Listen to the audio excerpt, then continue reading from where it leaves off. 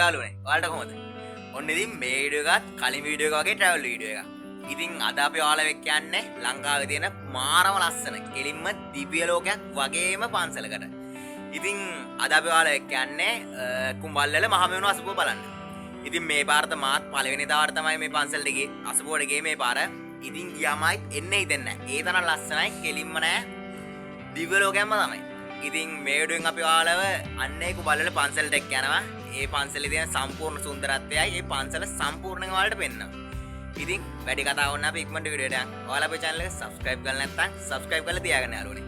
ඒ වගේම වීඩියෝට like එකක් දාන්න අපි ඉක්මනට වීඩියෝට යන්න.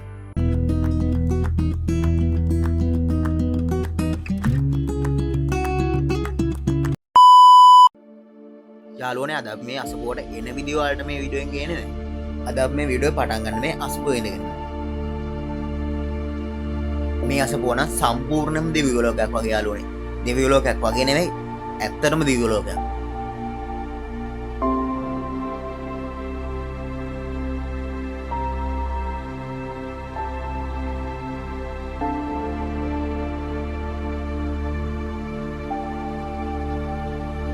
ඔයාලට දැන් ඔය පේන්නේ මේ අසපුවේ තියෙන බුද්ධ මන්දිරය.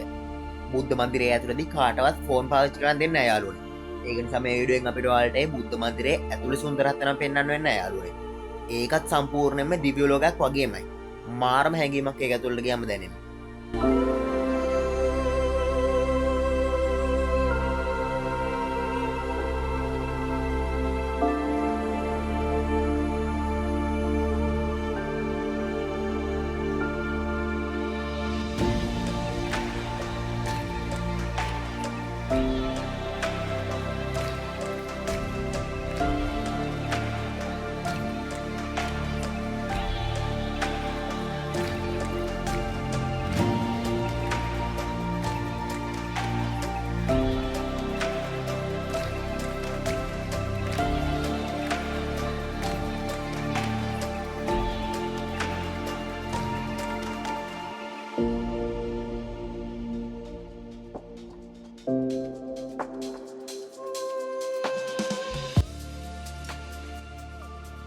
යාළුවනේ ඔයාලා තාම අපේ වීඩියෝ එක like කරේ නැත්නම් අනිවාර්යෙන් like එකක් දාන්න කියලා ආදරෙන් මතක් කරනවා. ඒ වගේම comment එකකුත් දාන්න යාළුවනේ. ඉතින් අපි ආයෙත් ඉක්මනට වීඩියෝට යමු.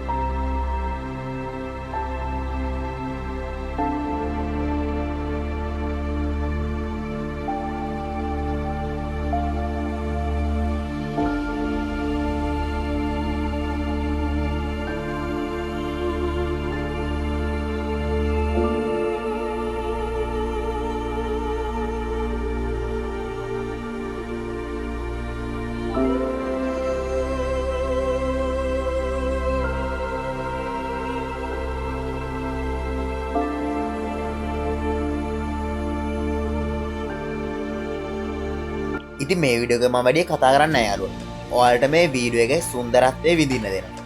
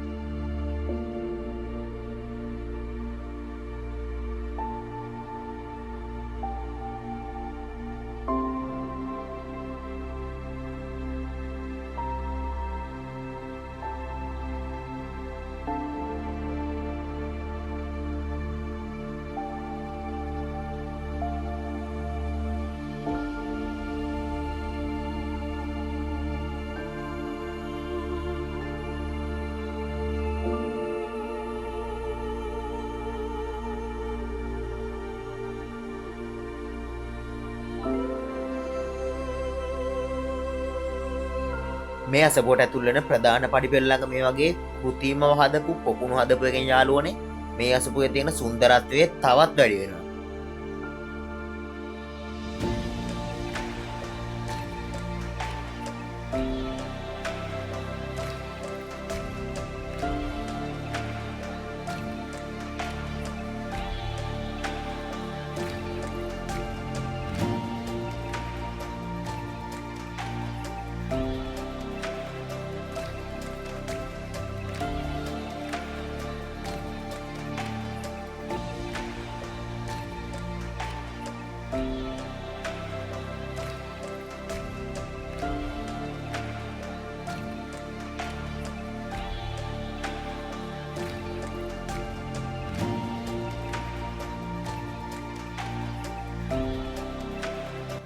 දැන් අපි මේ කුමල්වල මහමෙවුන ආසපුව යන්න හදන්නේ යාළුවෝ.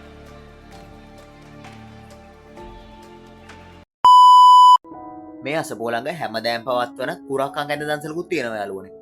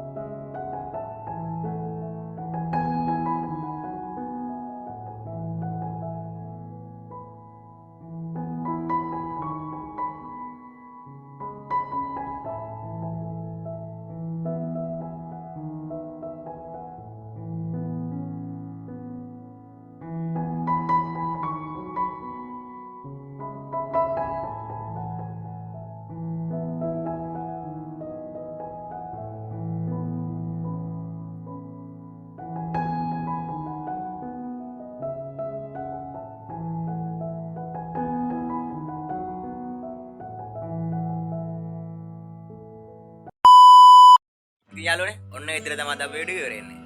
ඉතින් වීඩියෝ එක ගැන ඔයාලට හිතන දේ අනිවාර්යෙන් කමෙන්ට් කරන්න. ඒ වගේම ඔයාලා තාම අපේ වීඩියෝට ලයික් කරේ නැත්නම් වීඩියෝට ලයික් එකක් දාන්න යාළුවනේ. ඉතින් අද මේ වීඩියෝ එක මෙහෙම ඉවර කරනවා. ඉතින් මේ වගේම ලස්සන වීඩියෝ එකක් අපි ආයෙත් හම්බෙමු. ඔයාලට සුබ දවසක්.